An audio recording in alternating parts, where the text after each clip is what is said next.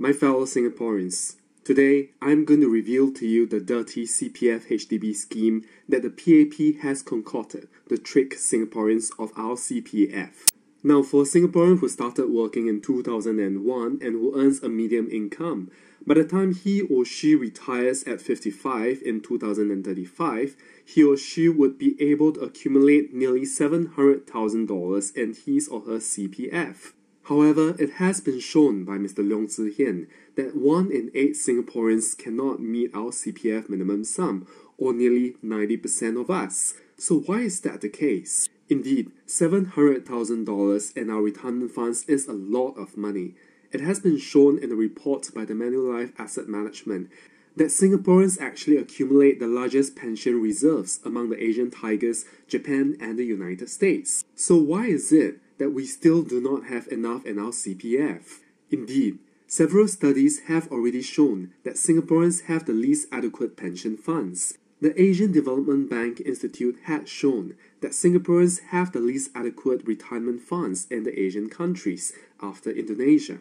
The Melbourne Mercer Global Pension Index has also shown that Singaporeans have the least adequate pension among the high-income countries. In fact, the OECD has also shown that Singaporeans have the least adequate pension funds among the Southeast Asian countries, high-income countries, as well as the Asian countries. So why is it that Singaporeans contribute such a high proportion of our income into CPF, yet we accumulate such inadequate pension funds? The first and very basic reason lie with this. Singaporeans earn possibly the lowest interest rates on our CPF in the world. Now, if you look at how much Singaporeans contribute into CPF, at 37%, we contribute the largest proportion of our income into CPF. Yet, the 2.5% interest that we receive on our CPF ordinary accounts is most probably the lowest in the world. Now, what this means is because the CPF is what we contribute and the interest rates are what the PAP contributes, this means that the PAP forces Singaporeans to give the most, yet the PAP would give the least back to Singaporeans. Now, as you would already know by now, the CPF is taken by the PAP to invest in the two investment firms owned by them, Temasek Holdings and GIC. Now, this is how much interest Temasek Holdings and GIC are earning. Temasek Holdings is earning 16% and the GIC is earning 6.5%. However, this is how much the PAP is willing to return to Singaporeans. The PAP only gives Singaporeans 4% on our CPF Special and MediSave accounts, and they only give us 2.5% on our CPF Ordinary accounts. However, because the PAP is earning up to 16% in their investment firms, the interest rate that is not returned to Singaporeans is actually known as an implicit tax. Now, what this means is that Singaporeans are actually paying tax to the PAP from our CPF accounts. So this would explain why, even though Singaporeans contribute such a huge proportion of our income into CPF, we still have the least adequate pension funds in the world.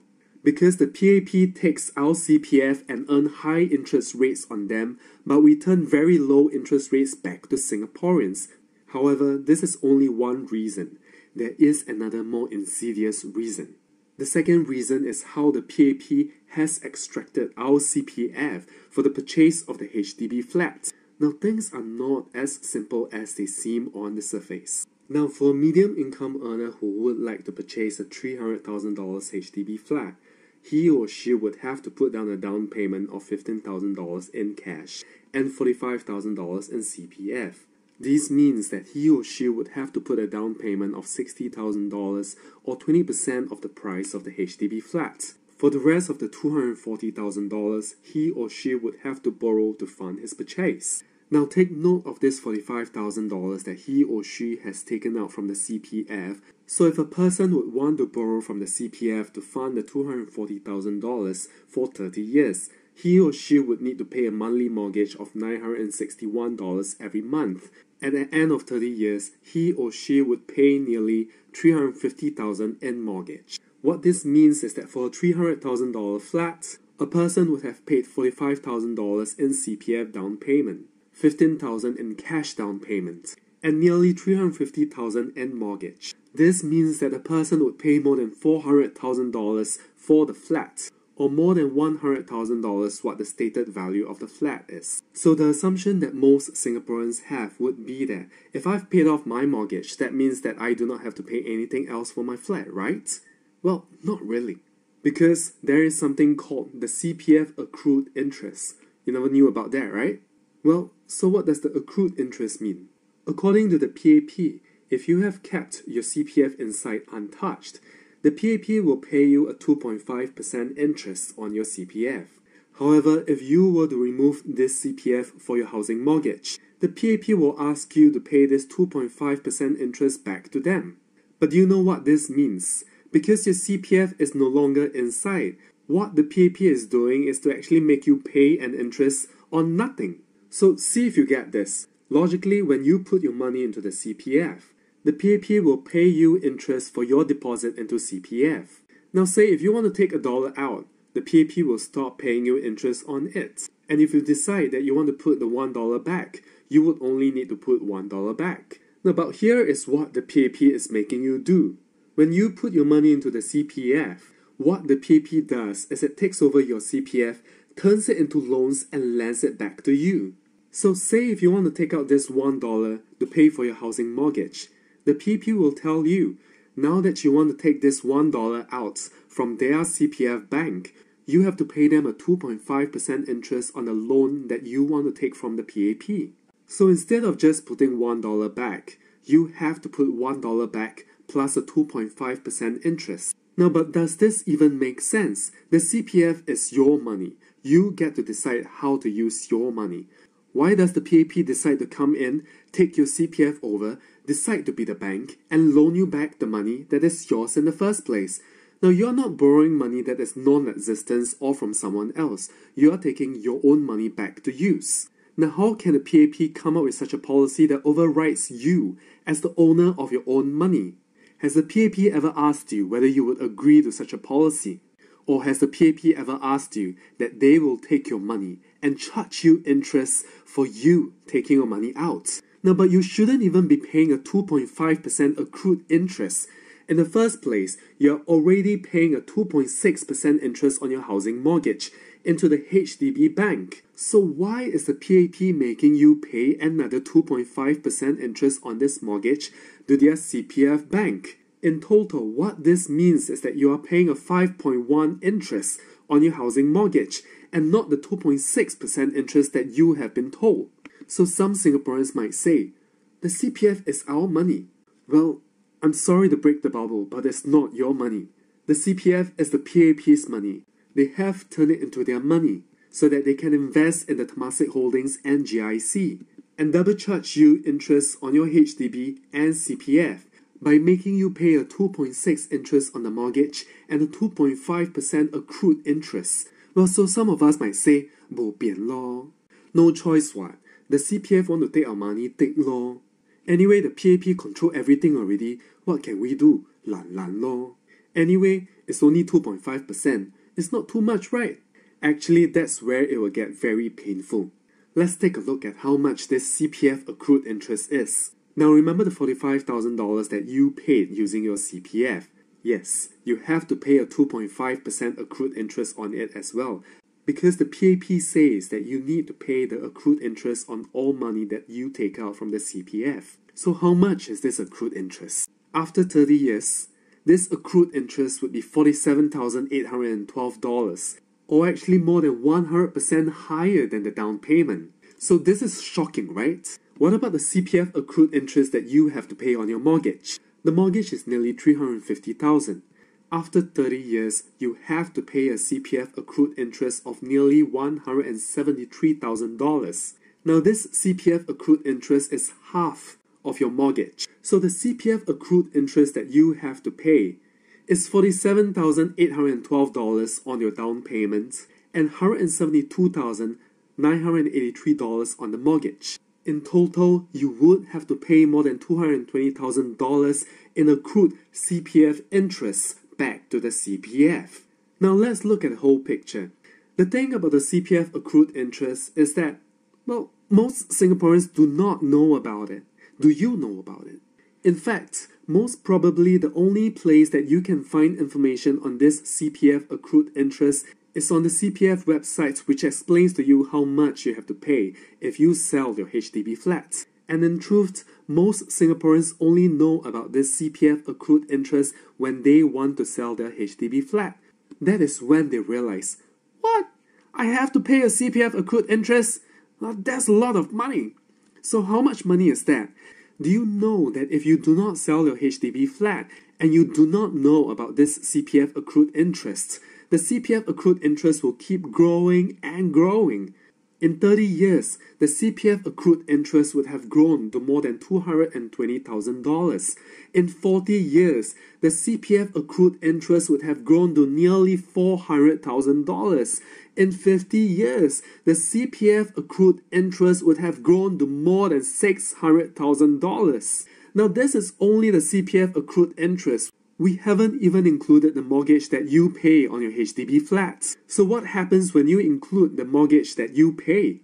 Now after 30 years, your mortgage ends. You would have paid $405,960 in mortgage. And this mortgage would end after 30 years and you would not need to pay any more on the mortgage. So in total, in the 30th year, including the $200,000 that you would have paid into CPF accrued interest, in 30 years, you would pay more than $600,000 for the $300,000 HDB flats. In 40 years, you would pay more than $800,000. In 50 years, you would pay more than $1 million for the $300,000 HDB flats. Now, why is this the case? Because if you do not know about the CPF accrued interest and you do not pay it back, it keeps increasing and increasing.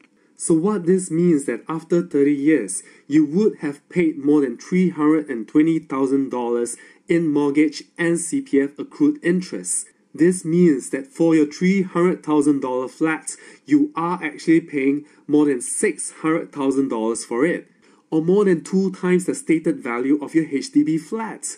You're not paying $300,000, you're paying $600,000. Did you even know this? So in 30 years, you would have paid more than $600,000 for your HDB flat. In 40 years, you would pay more than $800,000. And in 50 years, you would pay more than $1 million. And according to the HDB, the flats cost only $300,000. But if you do not know about the CPF accrued interest, you're going to throw $700,000 down the drain. In 50 years, the HDB flat will cost you more than 3 times the stated value of the flat. Now, $700,000 is a lot of money. It can allow you to retire very comfortably, but how many of us know about this CPF accrued interest? Now, why does the PAP even put this accrued interest? Why does the PAP want to earn this money from us? Now, in fact, what this means is that after 30 years, we are paying $600,000 on the $300,000 flats, which according to the PAP will have 0 value at the end of the lease. So why are we paying $600,000 or more than $1 million after 50 years if at the end of the lease of the flats, we get nothing back? So why are we throwing $1 million down the drain?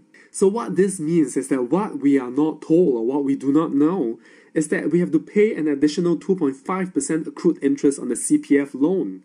This 2.5% interest will amount to more than $200,000 after 30 years. And at the end of 30 years, we would have to pay more than $600,000 on the $300,000 flats. Now, so you might ask, what does this mean to me, or how would it affect my CPF retirement funds? Now, if you had bought the flats with your spouse, and assuming that each of you would pay 50% of the mortgage, you would have paid a monthly mortgage of $481. So what this means is that including for the mortgage and the CPF accrued interest, you, on your own, would have paid more than $300,000 for your flat. And your spouse would also have paid more than $300,000 for the flat. Then, how much would you have left in your CPF after paying more than $300,000 for the flat? If you had started work in 2001 and are a medium income earner, after paying for the mortgage and the CPF accrued interest, you would have $370,000 left in your CPF. Now, compared to how much you would have if you had not used your CPF to pay for the mortgage and the CPF accrued interest, you would have nearly $700,000 in your CPF. So what this means is that because you have to take your CPF out to pay for the HDB flat, you lose more than $300,000 in your CPF, and you're only left with $370,000. So by now, do you see how terrible the situation is? First, the PAP forces you to sacrifice a massive chunk of your income into the CPF, and the largest sacrifice that anyone has to make in the world. Second, you have to buy a HDB flat, and if you use your CPF to pay for the HDB flat, you have to sacrifice half of your CPF retirement funds for the HDB flat. Now in total, you are paying more than 200% the stated value of the HDB flat. So what this means is that at 55 years old, you're only left with half of what you had put into the CPF. And for a medium income earner, this is only $370,000. Now, but do you think that it was going to be so easy? Do you think that the PAP would let you take this $370,000 and retire? Now, how wrong we are. There's still the CPF minimum sum. Now, if you look at how much the CPF minimum sum has grown since 1988, it has grown from $31,000 to $148,000 last year. Now, you would see a sharp increase in the CPF minimum sum in 1996 and a sharp increase in 2009. In fact, in 1996, the CPF minimum sum suddenly increased by 12.5% and continued to increase by more than 10% for the next few years. And in 2009, the CPF minimum sum suddenly shot up all the way by 10.4%. Now, since 1998, the CPF minimum sum has shot up by more than 400%. Now, if you look at how much the CPF minimum sum has increased on average every year, it has increased by 6.4%. But if you compare this to inflation, inflation has only gone up by 2% every year. This means that the CPF minimum sum is growing by 3 times as fast as the inflation. Now, pray tell, why do we need such a huge increase in the CPF minimum sum? So if the CPF minimum sum continues at a 6.4% increase, this means that when a person turns 55 in 2035, the CPF minimum sum would have gone up to nearly $580,000. So what this means is that Singaporeans wouldn't be able to meet our CPF minimum sum at all in 2035. The CPF minimum sum would have been nearly $580,000. But if you remember, after paying off the HDB mortgage and the CPF accrued interest, a medium income earner would have only $370,000 left in his CPF. This means that he or she would not be able to meet the CPF minimum sum by a shortfall of more than $200,000. So as we've said earlier, today nearly 90% of Singaporeans are not able to meet the CPF minimum sum and are not able to save and retire. This looks like it's not going to end. In 2035, Singaporeans would still not be able to save and retire because we would still not be able to meet the CPF minimum sum. But let's assume that perhaps the CPF minimum sum might go on a slower increase. The average increase for the CPF minimum sum has been 6.4%, and for inflation it has increased by 2%. So if we take the midpoint of 4%, the CPF minimum sum would still increase to $350,000 in 2035. So what this means is that after spending for the mortgage and the CPF accrued interest, we would have $370,000 left. But this is only $19,000 more than the CPF minimum sum if it had grown by a slower rate. In 2035, accounting for inflation, the $19,000 would last us barely half a year. Now, but do you know when the CPF minimum sum was instituted and what the reason for it was? In 1984, PAP wanted to delay the retirement age from 55 to 60 years of age. However, this was badly received. So what the PAP did was to implement a CPF minimum sum at 55. It trapped the money inside the CPF such that Singaporeans are not able to withdraw this money and retire. We are thus forced to work even longer. So the CPF minimum sum actually becomes a way that the PAP uses to delay the retirement age of Singaporeans without actually delaying it. But it wasn't so bad initially. Up until 1995, the CPF minimum sum was growing at 2.3% every year, which is similar to the inflation rate of 2.3% every year. However, from 1996, the CPF minimum sum grew by 7.6% every year, when inflation grew by only 1.8%. This means that the CPF minimum sum was growing by more than 4 times faster than the inflation rate. Now, why would the PAP need to adjust the CPF minimum sum by so much more way and above inflation that Singaporeans can no longer now meet the CPF minimum sum, cannot save, and cannot retire? So what the PAP has done is to spike up the increase in the CPF minimum sum, and not only that, but to split the CPF interest rates to the ordinary account and the special and MediSave account, so that it gives the illusion that we are receiving a high interest on one account, and to push down the CPF interest rates to the lowest to date ever since 1963. At 2.5%, the CPF interest rates is as low as what Singaporeans had gotten from 1955 to 1963. And the 2.5% interest rate is most probably the lowest interest rates that any citizen in the world earns on their social security. So the question is, why would the PAP do such a thing like that? Why would the PAP do something so illogical and hurt Singaporeans so much? Now, if you look at the timeline, in 1984, the PAP wanted to increase the retirement age. So the PAP implemented the CPF minimum sum to soften the impact. Singaporeans are forced to leave a lump sum inside the CPF. So Singaporeans are only able to withdraw the CPF at a later age. So what this means is that we cannot withdraw our CPF at 55, and we have to wait longer and longer to be able to take the money out. We have to keep working. So the PAP has effectively found a way to delay retirement age by using the CPF minimum sum. In 1994, the PAP reduced CPF interest rates to the lowest level ever at 2.5%. In 1996, they suddenly split the CPF interest rates to the ordinary account and the special and MediSave account to give the illusion that one is earning a higher interest than the other. And finally, in 1999, the PAP pushed down the CPF ordinary account interest rates to the lowest level at 2.5% again. So the PAP gives us interest rates between 2.5% and 4%, when this should be the interest that we should be earning. We should be earning 6.5% to 16% because this is what our CPF is actually earning.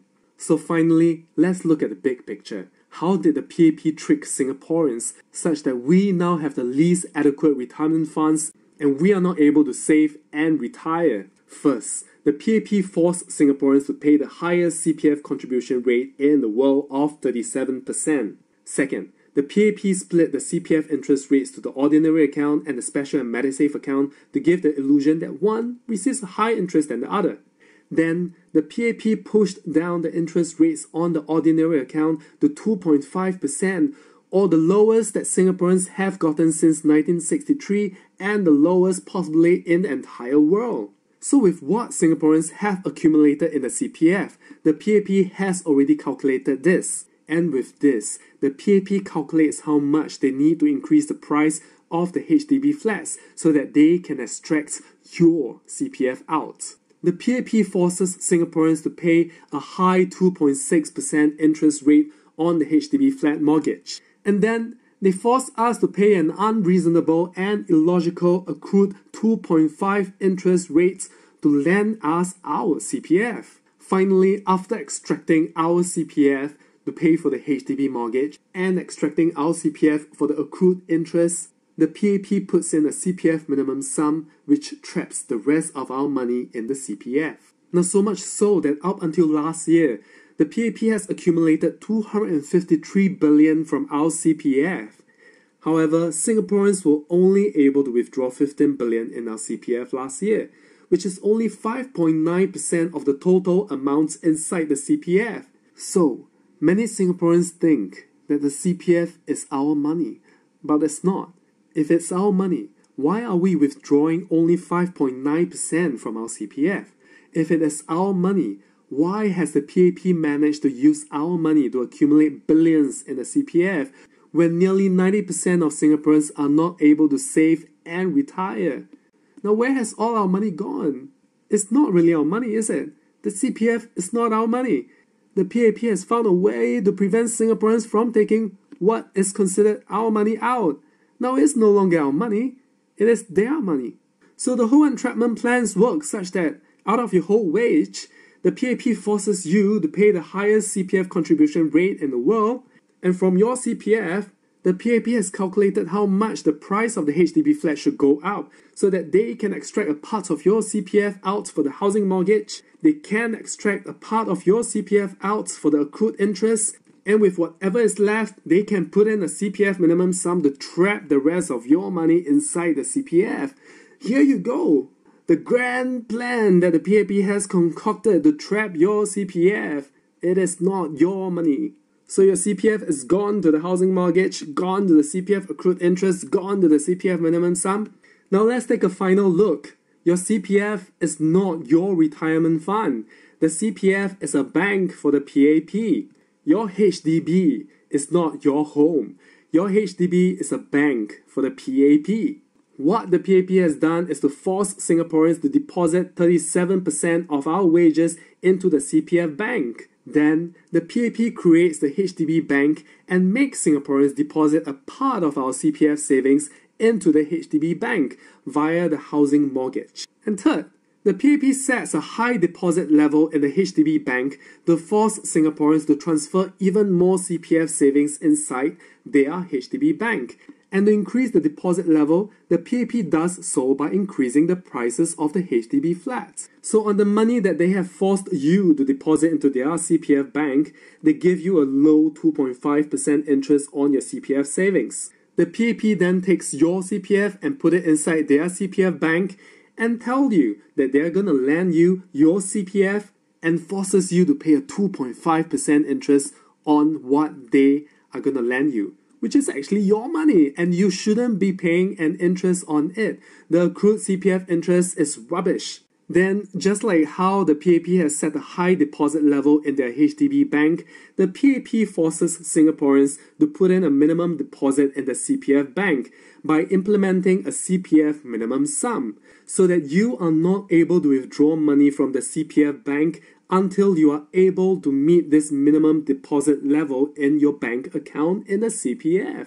So by now, the CPF has accumulated more than 250 billion with your money, which is no longer your money.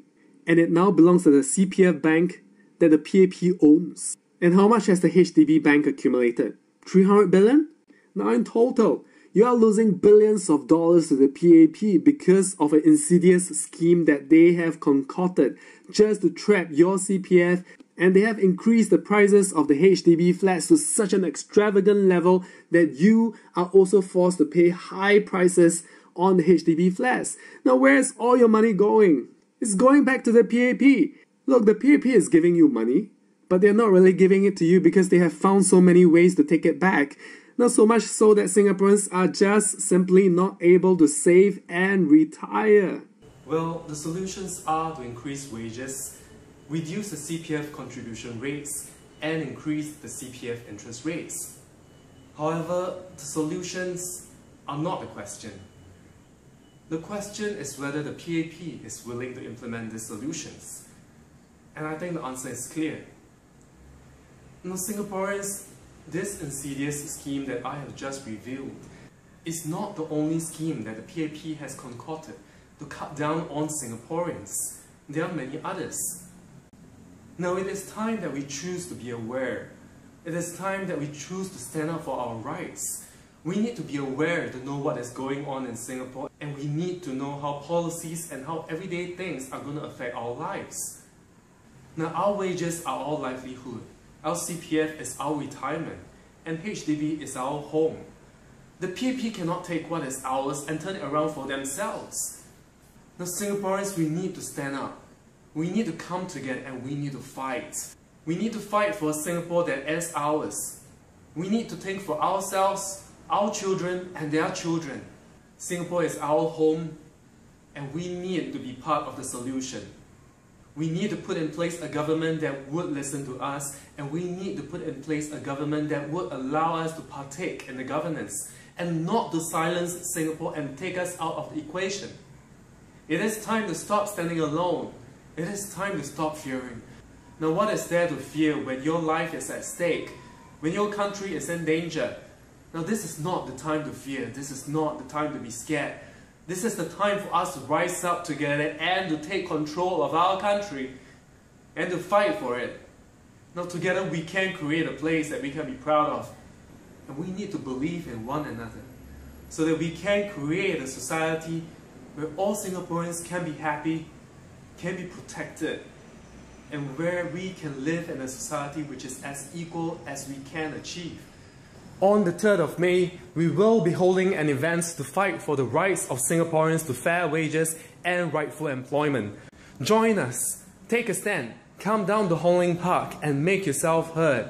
Now we need to stand up and we need to keep fighting and to keep championing for our rights. We need to keep coming together and we need to take a stand. Now for change to come, it has to come from within us and it has to come from us.